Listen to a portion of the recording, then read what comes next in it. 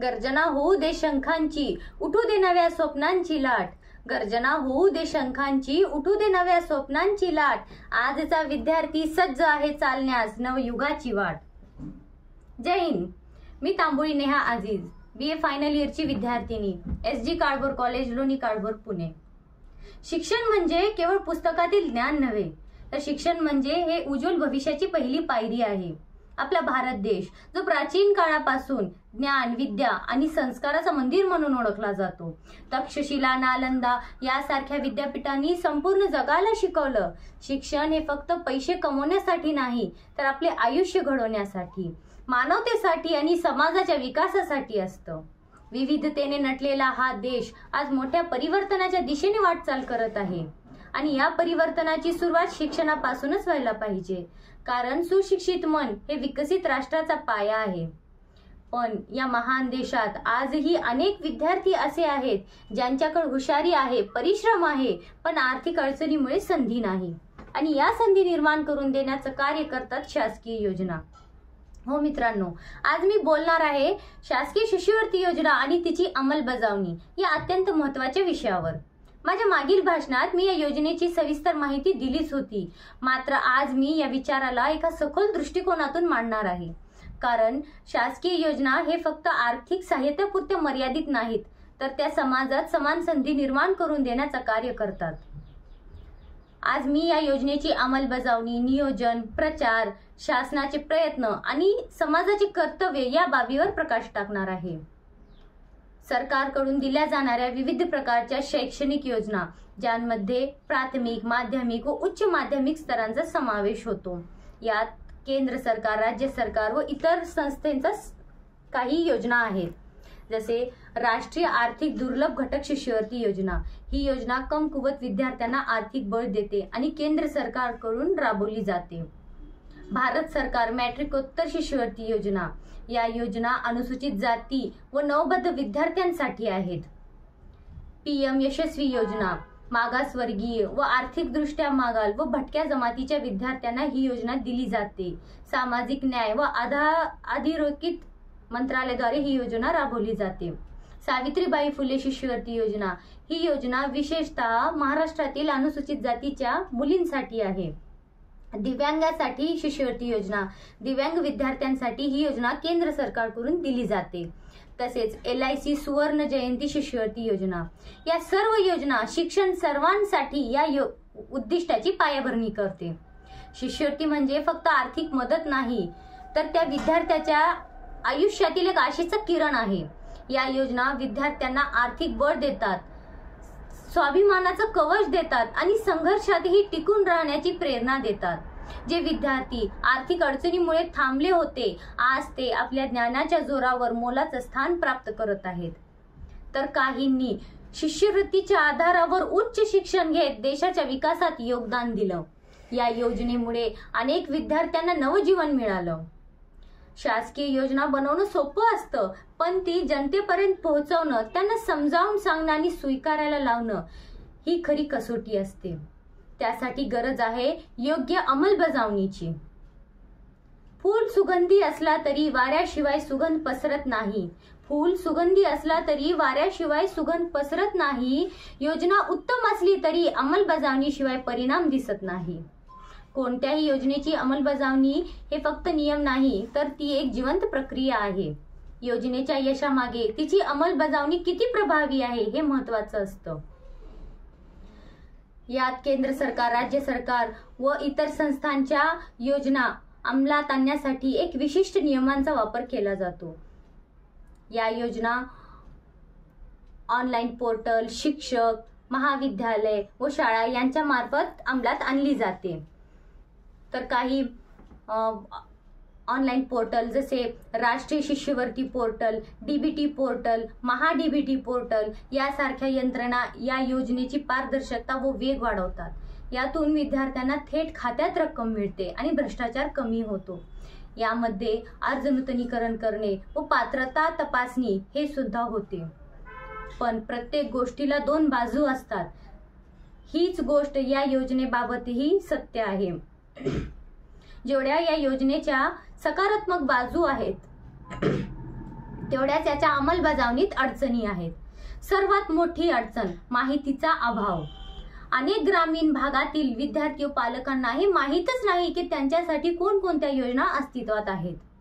तसेच अर्ज प्रक्रिया गुंतागुंतीची, भरपूर कागदपत्रांची मागणी करणे, आधार कार्ड व इतर कागदपत्रांच्या पडताळणीत चुका, निधी वेळेवर न मिळणे, प्रशासकीय दुर्लक्ष, भ्रष्टाचार या अनेक कारणांमुळे विद्यार्थ्यांना लाभ मिळत नाही. तर काही विद्यार्थी अर्ज करायला घाबरतात किंवा चुकीची माहिती देतात, ज्यामुळे या योजना कागदावरच स्थिरावतात. योजना कागदावर नव्हे तर कृतीत यायला हवी. योजना कागदावर नव्हे तर कृतीत यायला हवी. प्रत्येक पात्र विद्यार्थी लाभ घ्यायला हवी. शासनाची ही संकल्पना सातत्यात उतरवण्याची वेळ. शासनाची ही संकल्पना सातत्यात उतरवण्याची वेळ. प्रत्येक मनात उमटो शिष्यवृत्तीने ज्ञानाची मेळ. मी त्या विद्यार्थ्याबद्दल बोलू इच्छिते ज्यांना खरंच शिष्यवृत्तीची गरज आहे, पण त्यांना ती मिळत नाही. जी योजना शिक्षणाच्या माध्यमातून असमानता मिटवण्यासाठी आणली आहे, तीच योजना अनेकदा असमानतेचा उदाहरण बनते. अज्ञानाचा अंधार दूर करणारा प्रकाश म्हणून आपण शिक्षणाचे वर्णन करतो. मात्र तो शिक्षण प्राप्त करत असताना अनेक विद्यार्थ्यांच्या आयुष्यात अन्यायाचा अंधार पडतो. अशा विद्यार्थ्यांसाठी शिष्यवृत्ती म्हणजे त्यांच्या स्वप्नांना पंख देणारी शक्ती आहे. शिक्षण हा अधिकार आहे, दान नव्हे, आणि ते प्रत्येक विद्यार्थ्याला न्यायाने मिळालंच पाहिजे आणि त्यासाठी त्यांना शिष्यवृत्ती मिळाली पाहिजे. आजची शिष्यवृत्ती म्हणजे उद्याचा विकास. आजची शिष्यवृत्ती म्हणजे उद्याचा विकास. प्रत्येक विद्यार्थी होईल उज्ज्वल भविष्याचा प्रकाश. त्यासाठी आपल्याला गरज आहे अशा व्यवस्थेची जी खऱ्या पात्र विद्यार्थ्यापर्यंत योजना व शिष्यवृत्ती पोहोचवेल. भविष्यात या योजना अधिक प्रभावी व्हाव्यात आणि शासनाचे हे प्रयत्न अधिक परिणामकारक ठराव्यात, त्यासाठी प्रत्येक गावात या योजनेची माहिती पोहोचलीच पाहिजे. त्यासाठी जास्तीत जास्त जागृती मोहीम राबवण्यात आली पाहिजे. त्याचप्रमाणे ऑनलाईन अर्ज प्रक्रिया ही सुलभ आणि सोपी आणि जलद व्हावी.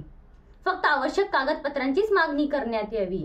नियोजनात नवीन उपक्रमांचा समावेश करण्यात यावा व पारदर्शकता वाढवण्यात यावी.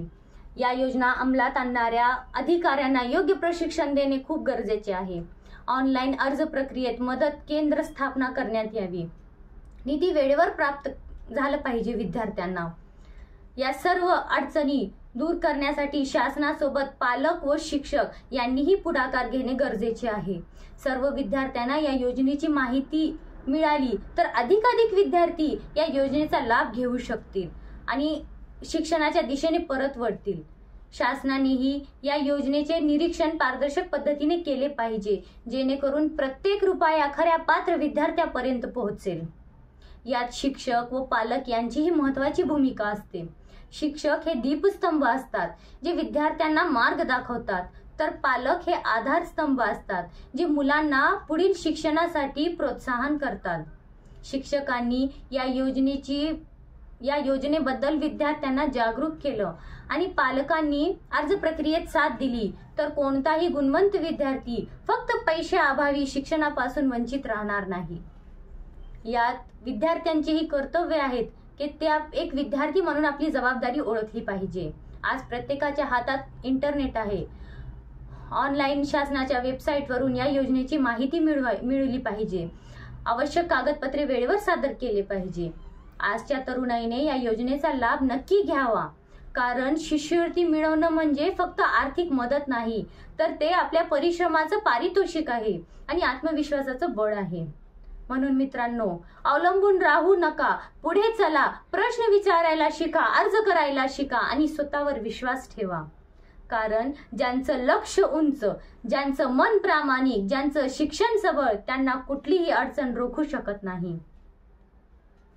शासकीय शिष्यवृत्ती योजना हे समाजाच्या विकासाचं प्रतीक आहे. यामुळे अनेक विद्यार्थी उच्च शिक्षण घेत आहेत आणि पुढेही घेतील. शिक्षण हे राष्ट्र निर्मितीचे सर्वोच्च साधन आहे आणि शिष्यवृत्ती त्या साधनेला बळ देणारी प्रेरणा आहे. आपणच आपल्या भविष्याचे शिल्पकार आहोत. म्हणून ही योजना सर्वांनी याचा लाभ घ्यायला पाहिजे.